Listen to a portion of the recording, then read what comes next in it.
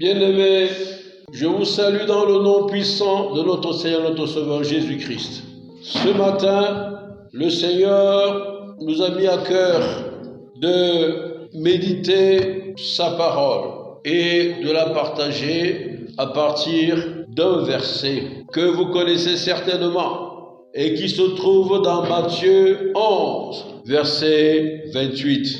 Je lis au nom puissant de notre Seigneur, notre Sauveur Jésus-Christ à partir de la version Louis II. Il est écrit: Venez à moi, vous tous qui êtes fatigués et chargés, et je vous donnerai du repos. Bien-aimés, la vie ici-bas est pleine d'embûches et de difficultés. L'homme, dans sa marche dans la vie, rencontre des obstacles de toutes sortes. Et les conditions de vie aujourd'hui dans le monde entier durcissent chaque jour. Et les chrétiens que nous sommes ne sont pas épargnés.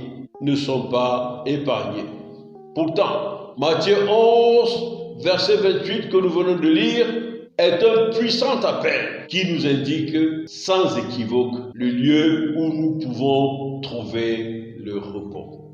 Et ce lieu de repos, c'est Jésus-Christ lui-même, celui qui nous appelle et qui dit: venez à moi, vous tous qui êtes fatigués et chargés, et je vous donnerai du repos. D'où le thème ce matin: Jésus, l'assurance de ton repos. Jésus, l'assurance de ton repos. Bien-aimés, nous allons l'aborder en 3 volets. D'abord, nous allons essayer de dégager la portée de l'appel adressé par Jésus à toi et à moi. Nous allons essayer de voir de quoi il est question, quelle en est l'importance, quelle en est la portée. Et dans un deuxième temps, nous allons examiner et méditer sur le chemin qu'il a prescrit. Parce qu'il a prescrit un chemin pour que nous puissions venir à lui. Dans les versets notamment 29 et dans les versets 30. Et enfin, nous allons examiner les dimensions de ce repos. En quoi il consiste, en quoi il se manifeste. D'accord? Parce que si vous êtes en lui, vous êtes dans le repos, il faut savoir de quoi il est question exactement. Bien-aimés, pour ce qui est de la portée de l'appel adressé par Jésus à toi et à moi ce matin, nous devons savoir que, en premier lieu, Jésus s'adresse à nous tous. Il dit précisément: venez à moi, vous tous qui êtes fatigués et chargés. Jésus ne fait pas de discrimination. Il appelle tout le monde, sans exception. Et la seule condition, cependant, c'est que ce soit des personnes qui sont fatiguées et chargées. Mais bien aimé, la question ici, c'est de savoir: y a-t-il quelqu'un dans ce monde qui n'est pas fatigué et qui n'est pas chargé? Y a-t-il quelqu'un dans ce monde qui vit une vie sans difficulté, sans problème, sans interrogation, sans contrariété? Il n'y a personne. Même ceux qui sont riches ont des problèmes. Souvent, ils sont riches mais ils n'ont pas de paix. Ils sont riches mais ils ont des soucis de diverses sortes. Ça peut être familial, ça peut être les amis, ça peut être dans les affaires même. Il y a toujours pour chacun de nous quelque chose qui nous contrarie, quelque chose qui apparaît comme un obstacle, une tâche qui nous empêche de vivre pleinement la paix et le bonheur. Ici, arrêtons-nous une seconde et interrogeons-nous sur ce que signifie être fatigué et être chargé. Oui, bien-aimés, le Seigneur Jésus parle de ceux qui sont fatigués. Et ils sont fatigués de quoi? Et pourquoi sont-ils fatigués? Ils sont fatigués de leur vaine manière de vivre. Une vie sans but, une vie désordonnée. ils ne savent pas ce qu'ils font, ils ne savent pas où ils vont. La belle manière de vivre, ils se rendent compte que la vie qu'ils vivent ne les mène nulle part. Et surtout, elle est en totale contradiction à ce que Dieu attend de nous. Ils se rendent compte que les efforts qu'ils font sont sans résultat. Les mêmes problèmes reviennent toujours. Alors qu'ils pensent avoir trouvé la solution, eh bien, les problèmes reviennent toujours. Ils sont souvent fatigués, ceux qui sont fatigués des maladies, fatigués de lutter, vous les voyez, ils sont toujours en train de dire « je suis malade, ça ne va pas. Aujourd'hui, c'est les maux de tête. Aujourd'hui, j'ai mal au dos. Après-demain, j'ai le palu, etc. Je suis grippé. » Ils sont toujours, n'est-ce pas, sous le poids de la maladie. Fatigués aussi de lutter contre ceux qui vous veulent du mal. Quand vous réussissez à faire quelque chose, il y en a toujours qui sont jaloux. Ils ne sont jamais contents de vous voir évoluer, n'est-ce pas? Et vous êtes obligés de livrer des combats qui vous fatiguent, des combats qui peuvent même vous décourager. Et même parfois des combats que vous pouvez perdre. Ils sont fatigués aussi de la stagnation. Ils n'évoluent pas. Ils sont toujours au même endroit, à la même place. Ils tournent en rond. Ils essayent d'avancer, mais ils ne réussissent pas. Ils sont fatigués de la stagnation. Et la parole nous dit aussi, Jésus dit, fatigué et chargé. Chargé de quoi? Eh bien, chargé d'un fardeau que vous n'avez pas souhaité avoir. Vous portez un fardeau. Quand on parle de chargé par des fardeaux, des choses qui peuvent ternir votre vie. Ça peut être des fardeaux que vous êtes imposés vous-même. Vous avez par exemple des situations où un homme est marié, a peut-être eu 1 ou 2 enfants, mais il trouve que ceci n'est pas suffisant. Il entre dans des relations qui finissent par la polygamie et il entre dans des problèmes. Il prend un fardeau. C'est un fardeau qu'il porte. Parce que sa vie conjugale est désormais complètement perturbée. Il doit régler les problèmes, tel ou tel problème, des problèmes matériels, des problèmes sentimentaux.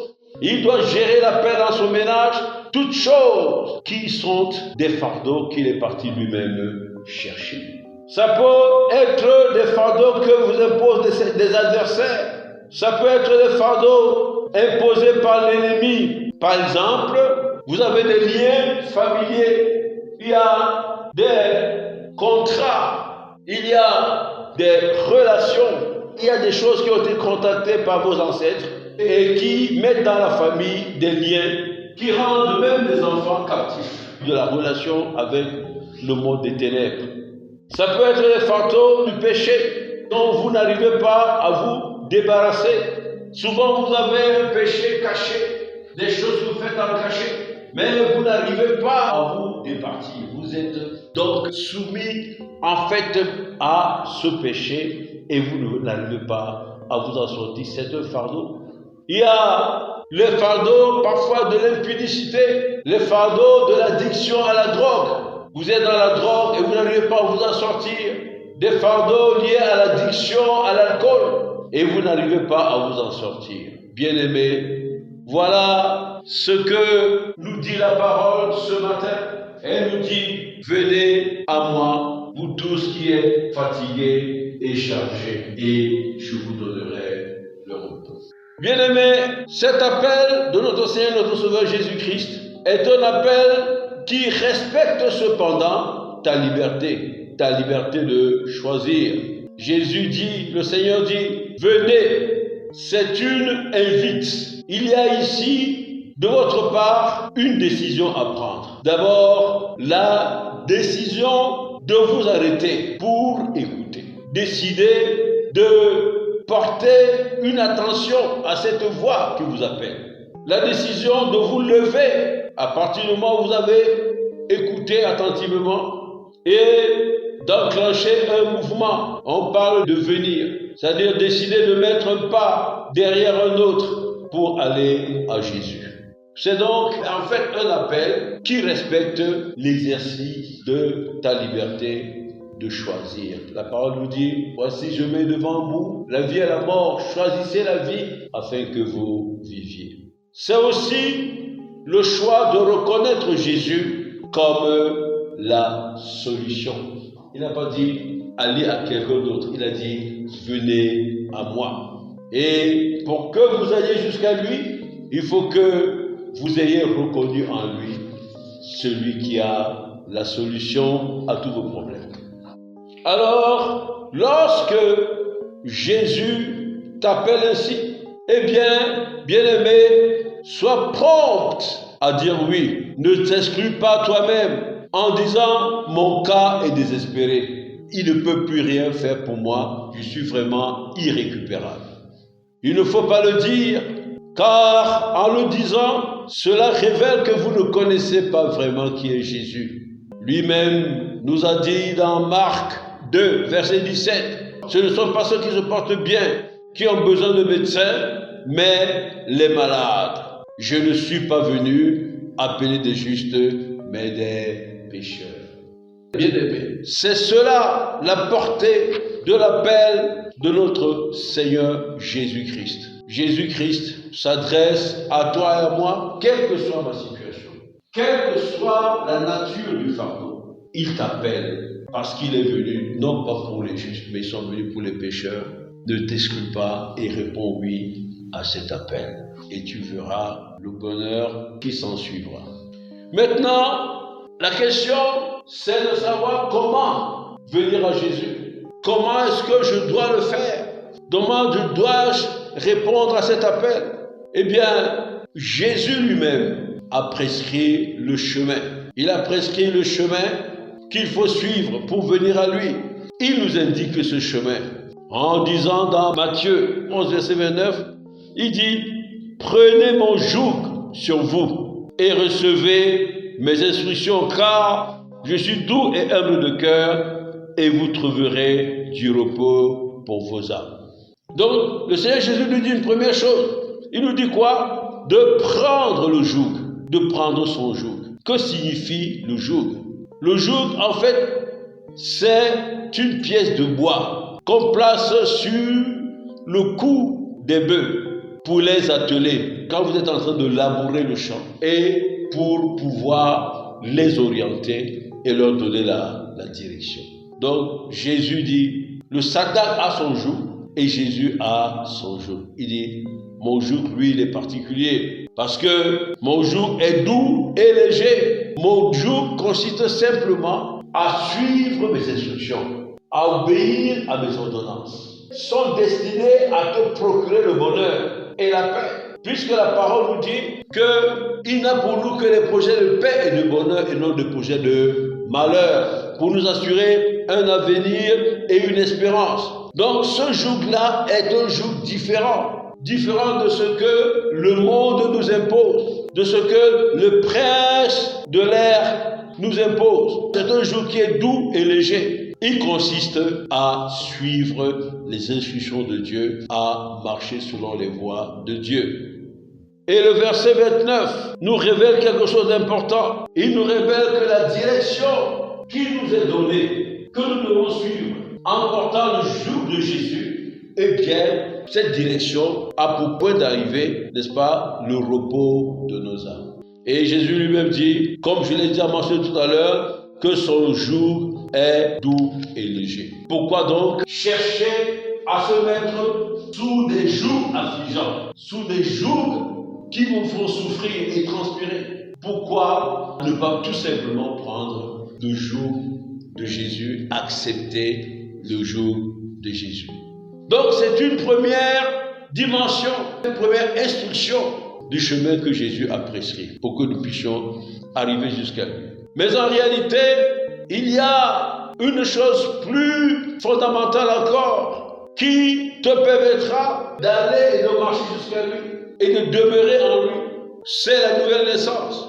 Oui, la nouvelle naissance est également le chemin prescrit pour venir jusqu'à Jésus. Il s'agit, selon Jean 3, verset 5, quand il parle avec le docteur de la loi, Nicodème, eh bien, dans Jean 3, verset 5, il dit une chose importante: si un homme ne naît d'eau et d'esprit, il ne peut entrer dans le royaume de Dieu. Si un homme ne naît d'eau et d'esprit, il ne peut entrer dans le royaume de Dieu. Et il nous dit également ici que nous devons tout faire pour devenir enfants de Dieu. Car Jean 1 verset nous dit ceci: mais à tous ceux qui l'ont connu, à ceux qui croient en son nom, elle a donné le pouvoir de devenir enfants de Dieu, lesquels sont nés, au verset 13, non du sang ni de la volonté de la chair, ni de la volonté de l'homme, mais de Dieu. Devenir enfants de Dieu. Chemin qu'il faut emprunter pour entrer dans les grâces et bénédictions que Jésus a pour nous. Eh bien, en tant qu'enfants de Dieu, nous sommes co-héritiers avec Christ des bénédictions divines. Et maintenant, la question intéressante est de scruter, essayer de voir en quoi consiste ce repos. Quelles sont les dimensions du repos que Jésus te propose? D'abord, première chose, c'est la paix avec Dieu. La parole nous enseigne que Dieu était en Christ, d'accord, réconciliant le monde avec lui-même. Donc, si vous venez à Christ, si vous répondez à son appel, à son invitation, eh bien, vous allez voir, vous allez entrer dans le processus de la réconciliation avec le Père Tout-Puissant, Créateur de l'univers tout entier, Créateur du ciel et de la terre. La deuxième dimension de ce repos, c'est la protection divine. C'est ce que nous enseigne le psaume 91. Celui qui est à l'abri du Très-Haut repose à l'homme du Tout-Puissant. D'accord? Nous connaissons ce psaume, un psaume qui est très explicite quant à la dimension de la protection que Dieu nous réserve à partir du moment où nous mettons sous son abri. Pour que nous mettions sous son abri, cela veut dire que nous avons déjà répondu à son appel. Et la dimension de ce repos, c'est aussi la puissance divine qu'il nous donne pour affronter l'adversité. On le voit dans le verset 13 du psaume 91, il dit: tu marcheras sur le lion et sur l'aspic, et tu fouleras le lion et le dragon. C'est-à-dire que toutes les forces négatives qui se dressent contre toi, Dieu te donnera la force et la puissance de pouvoir marcher dessus.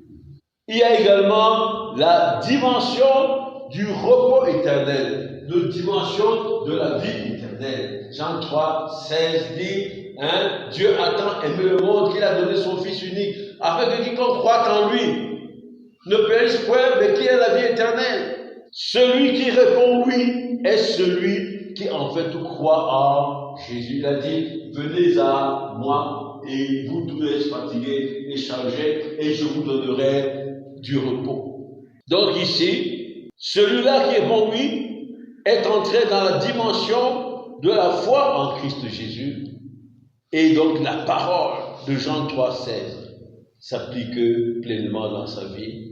Il a l'assurance désormais de la vie éternelle. Voilà, bien-aimés, ce matin, ce que le Seigneur nous a mis à cœur de partager. Il se tient à la porte et il t'appelle. Il t'appelle à lui pour que tu entres dans ton repos. Il n'y a pas de repos ailleurs. Un vrai repos que tu puisses obtenir sans chagrin. C'est Dieu seul, Jésus seul qui te donne ce repos.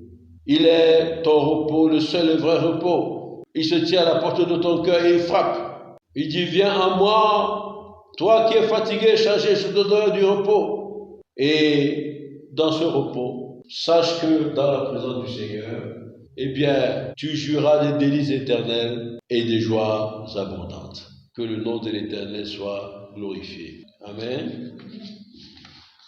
Bien-aimés, nous espérons que vous avez été bénis.